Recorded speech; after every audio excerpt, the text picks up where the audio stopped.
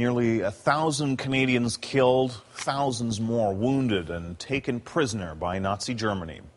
It was the Dieppe raid of the Second World War and one of Canada's greatest military tragedies. This weekend, survivors are marking tomorrow's 70th anniversary of the raid. They include Jack McFarland of the Royal Hamilton Light Infantry. He shared his story with the National's Red Sharon.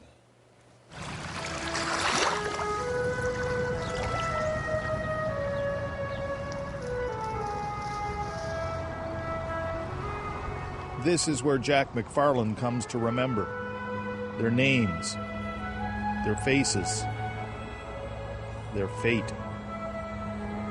Scarrett was missing and never found him. They found bodies at different waterfronts on the channel. George was never found.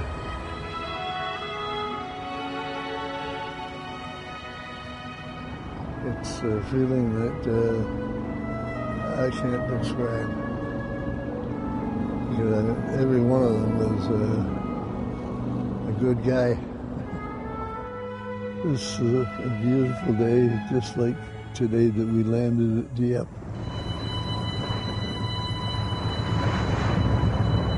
It was to be Canada's first big exercise of World War II, a raid on the French coastal seaport of Dieppe, a test of German fortifications. It became one of the saddest events in the history of the Canadian military. Some would call it a massacre. The information we had, it was going to be a piece of cake, as they say. And as a matter of fact, somebody said that during our briefing. And one of the officers said it's going to be a piece of cake. Jack McFarland is 92 now, but he was just a young man from Hamilton back in August of 1942, a private who, like thousands of other Canadian troops, had been training hard in England, waiting to get in on the action. We just finished a pretty rough training period on the Isle of Wight. I think everybody was gung-ho to go. Close to 5,000 Canadians, along with some British commandos and American Rangers, set out that morning, confident this piece of cake would be over soon. It would end quickly, but not the way they thought. We were told we were going to face a bunch of old has-beens, and we were facing some of the SS.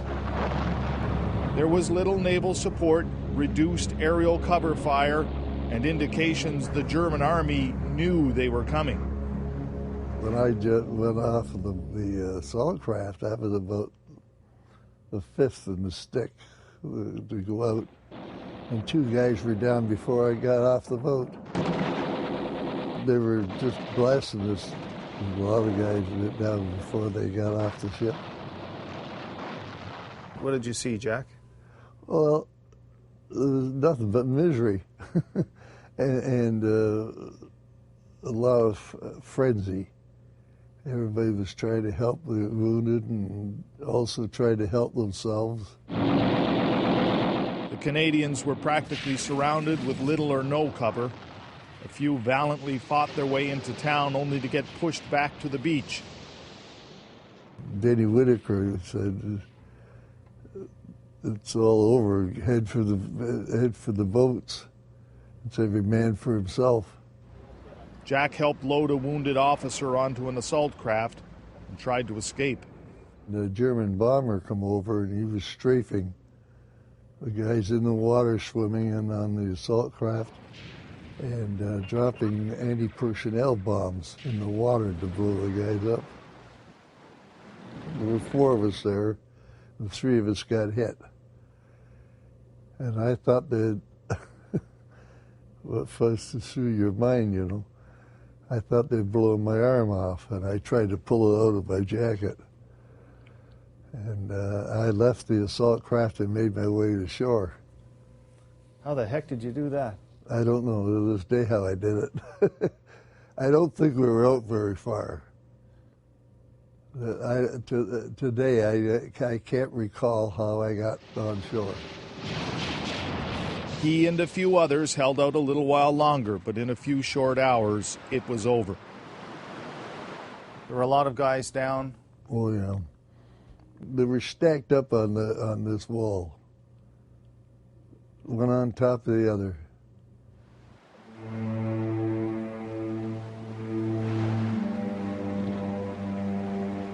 "907 Canadians were dead, 3,367 casualties, and 1,946 became prisoners of war. Jack McFarland was one of them. They didn't rough us up or anything. Were you worried they might shoot you? Yeah. Yeah, that was a worry we had. I did. Somebody had tied a bayonet to my arm above and below my wound to keep it steady. Wow. So that's where it hit there, eh? 4 inches of the bone had been smashed into little pieces. For close to 3 years, Jack was held as a prisoner of war. Yeah, these were all taken in the prison camp. Some of those memories, including watercolors drawn by a fellow prisoner and old photos of fellow soldiers who never made it off the beach, he keeps in a well-thumbed scrapbook. Jack's own Royal Hamilton Light Infantry sent in 582 soldiers that morning. Only 102 were not killed, captured, or wounded.